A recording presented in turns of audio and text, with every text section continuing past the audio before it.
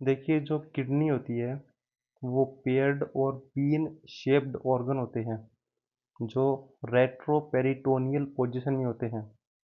Retroperitoneal मतलब ये peritoneum के पीछे पोस्टीरियर एब्डोमिनल वॉल में पाए जाते हैं।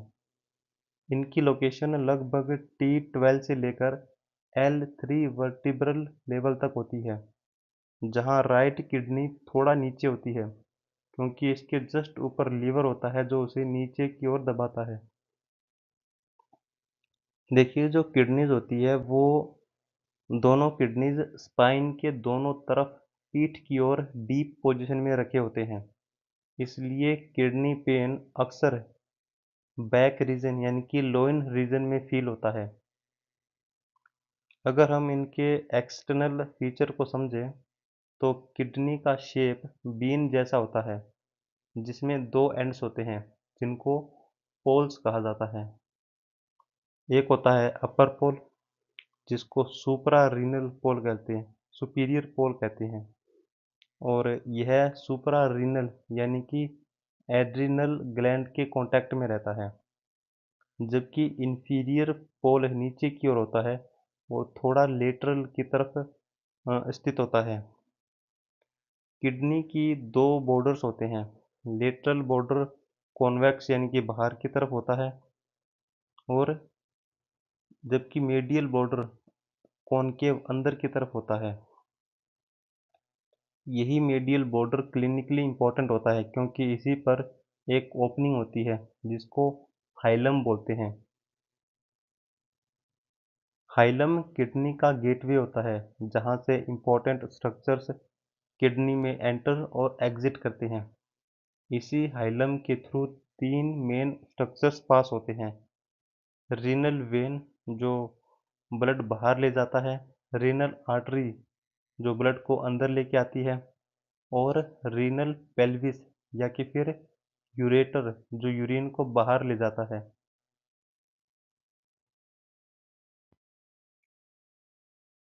किडनी की इंटरनल स्ट्रक्चर को समझने के लिए इसको तीन मेन पार्ट्स में डिवाइड करते हैं: कॉर्टेक्स, मेडुला और रीनल पेल्विस। सबसे बाहर का हिस्सा कॉर्टेक्स होता है जो किडनी का आउटर रीजन होता है। यह रिलेटिवली थोड़ा ग्रेनुलर दिखाई देता है क्योंकि इसमें ग्लोमेरुलाई और कॉन्वुलेटेड ट्यूबल्स यानी कि पीसीटी और डीसीटी पाए जाते हैं। यही वह जगह होती है जहां ब्लड का फिल्ट्रेशन स्टार्ट होता है। इसलिए कॉर्टेक्स को फंक्शनल स्टार्टिंग जोन माना जाता है। सिंपल लैंग्वेज में कहें तो कॉर्टेक्स वह एरिया है जहां ब्लड से फिल्ट्रेशन बनने की प्रक्रिया स्टार्ट होती है। कॉर्टेक्स के अंदर की ओर मेडुला होता है। मेडुला किडनी का इनर रीजन होता है और इसमें रीनल पिरामिड्स नाम की कॉनिकल स्ट्रक्चर पाई जाती है। हर पिरामिड का बेस कॉर्टेक्स की तरफ होता है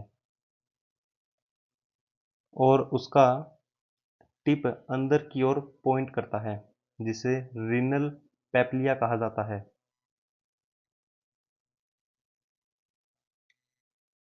यही पेप्लिया वह पॉइंट है जहां से यूरिन आगे निकलता है। मेडुला स्ट्रक्चरली ऑर्गेनाइज्ड होती है ताकि यूरिन को कंसंट्रेट करने की पूरी प्रोसेस एफिशिएंटली हो सके। अब जब यूरिन बन जाता है तो उसे बाहर ले जाने के लिए एक कलेक्टिंग सिस्टम होता है। सबसे पहले यूरिन पेप्लिया से निकलकर माइनर कैलिक्स में जाता है।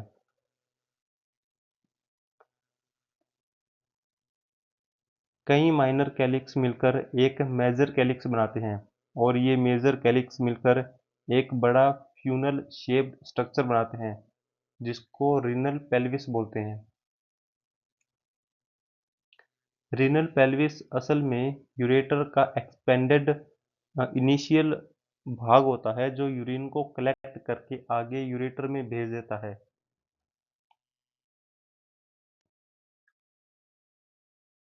नेफ्रॉन किडनी की स्ट्रक्चरल और फंक्शनल यूनिट होती है, यानी कि किडनी का हर काम जैसे फिल्ट्रेशन, रीअब्जॉर्प्शन और सीक्रेशन इसी माइक्रोस्कोपी यूनिट के थ्रू होता है।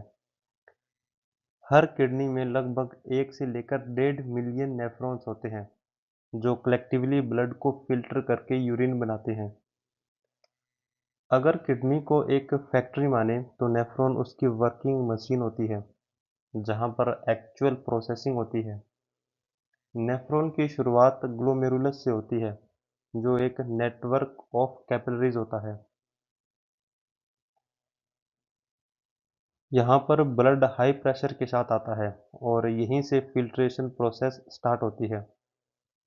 ब्लड के लिक्विड कंपोनेंट्स जैसे वाटर, सॉल्ट्स, ग्लूकोज और यूरिया कैपिलरी वॉल से निकलकर आगे बढ़ते हैं, जबकि बड़े मॉलिक्यूल्स जैसे कि प्रोटीन्स और सेल्स वापस ब्लड में रहते हैं। इसलिए ग्लोमेरुलस को फिल्ट्रेशन यूनिट कहा जाता है। ग्लोमेरुलस को चारों तरफ से घेरने वाली स्ट्रक्चर को बोमन्स कैप्सूल बोलते हैं।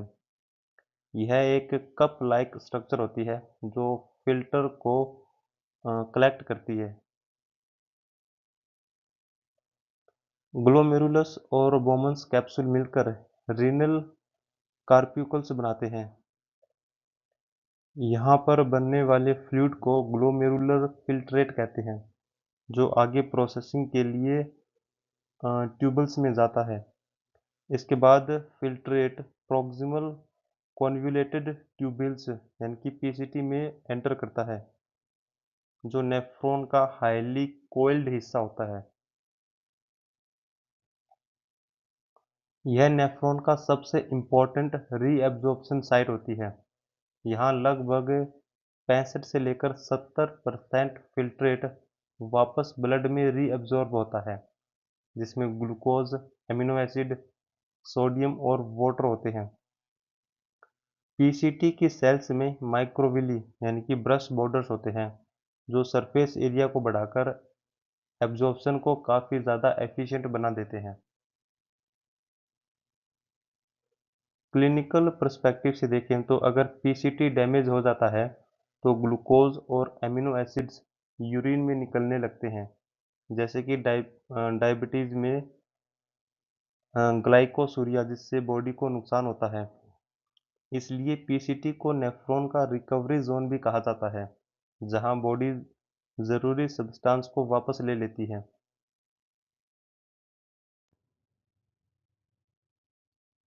नेफ्रॉन के पहले हिस्से यानी कि ग्लोमेरुलस बोमन्स कैप्सूल में फिल्ट्रेशन और बल्क रीअब्जॉर्प्शन हो चुका होता है, लेकिन यूरिन को फाइनल फॉर्म देने का काम लूप ऑफ हेलन और डीसीटी और कलेक्टिंग डक्ट करते हैं। यही भाग किडनी की सबसे इंटेलिजेंट रेगुलेशन सिस्टम को शो करता है, जहां बॉडी ज़रूरत के हिसाब से पानी और सॉल्ट को कंट्रोल करती है। सबसे पहले फिल्ट्रेट लूप ऑफ हेलन में जाता है,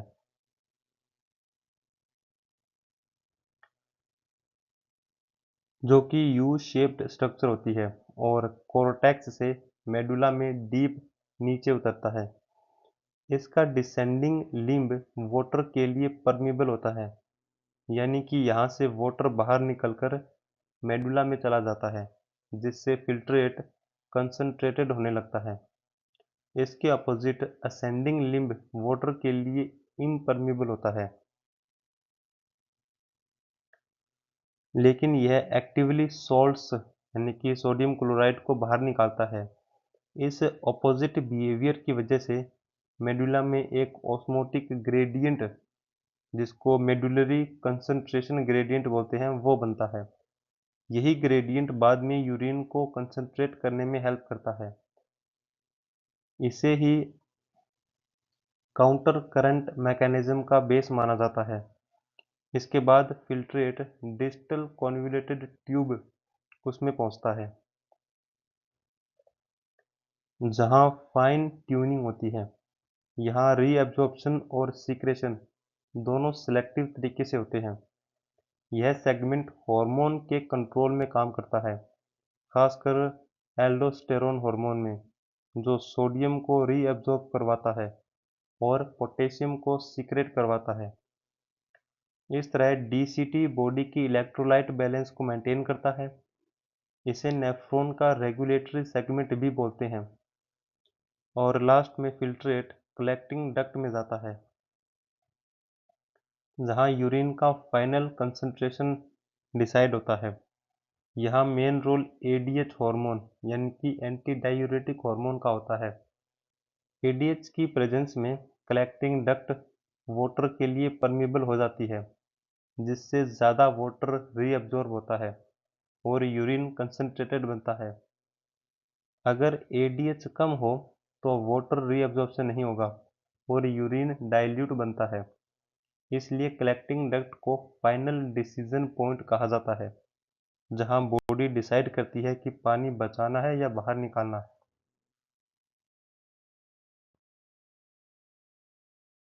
किडनी में सभी नेफ्रॉन्स एक जैसे नहीं होते।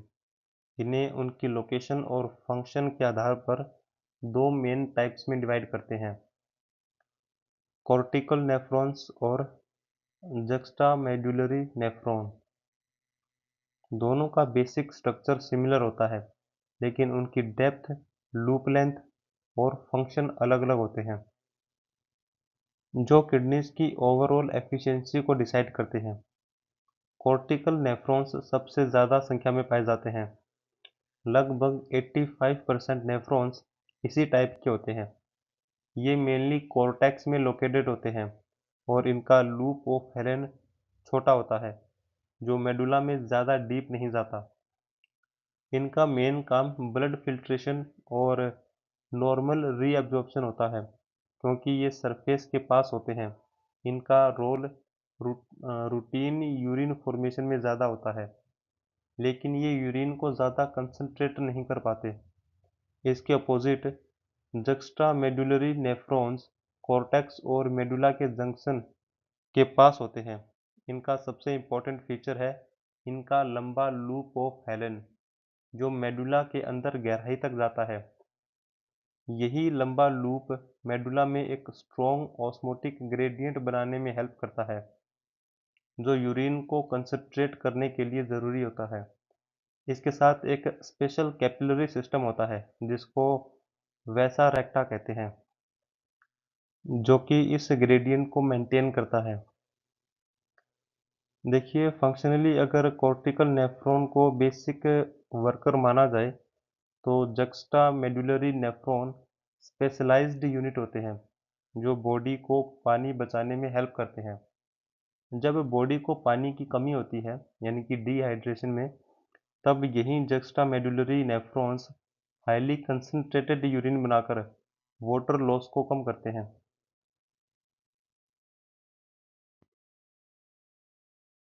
किडनी का ब्लड सप्लाई काफ़ी ऑर्गेनाइज्ड और फंक्शन ओरिएंटेड होता है, क्योंकि इसका मेन काम ब्लड को फिल्टर करना है।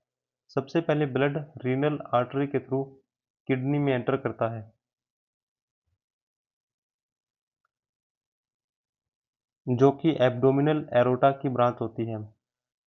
किडनी के अंदर आने के बाद यह आर्टरी कई ब्रांचेस में डिवाइड होती है।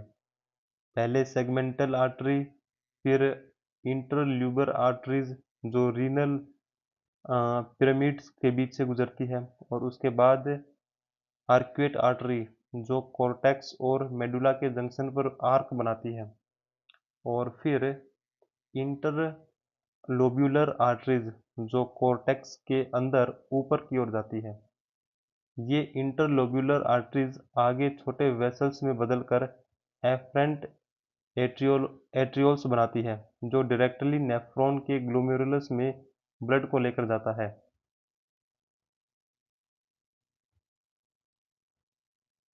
एफरेंट एट्रियोल्स ग्लोमेरुलस में ब्लड को पहुंचाता है, जहां पर हाई प्रेशर फिल्ट्रेशन होता है।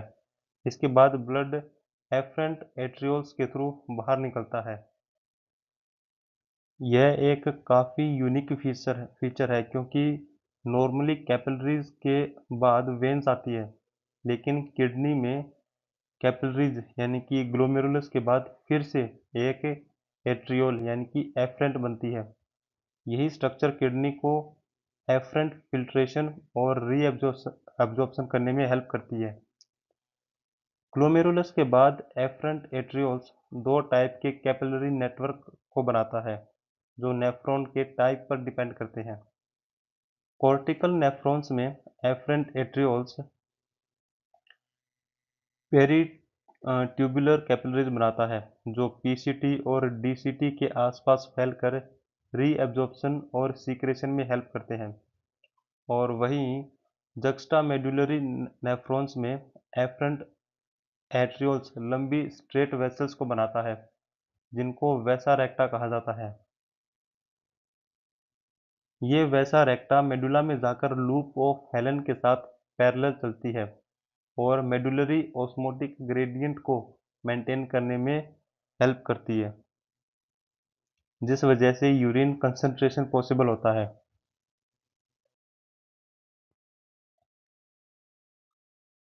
किडनी का सर्कुलेशन सिस्टम नॉर्मल ऑर्गन से थोड़ा अलग होता है और इसकी सबसे खास बात है पोर्टल लाइक सिस्टम। आमतौर पर बॉडी में ब्लड फ्लो का पैटर्न होता है आर्टरी से आर्ट्रियोल्स, फिर कैपिलरीज, फिर वेन्यूल्स और फिर वेन्स। लेकिन किडनी में यह पैटर्न थोड़ा अलग होता है। यहाँ ब्लड का फ्लो इस तरह होता है, सबसे पहले एट्रियोल्स, उसके बाद कैपिलरीज यानी कि ग्लोमेरुलस, उसके बाद एट्रियोल और फिर कैपिलरी यानी कि कैपिलरी बेड के बाद ब्लड सीधे वेन में नहीं जाता बल्कि फिर से एक एट्रियोल यानी कि एफरेंट एट्रियोल में जाता है। इसी कारण इसको रीनल पोर्टल लाइक सिस्टम बोलते हैं।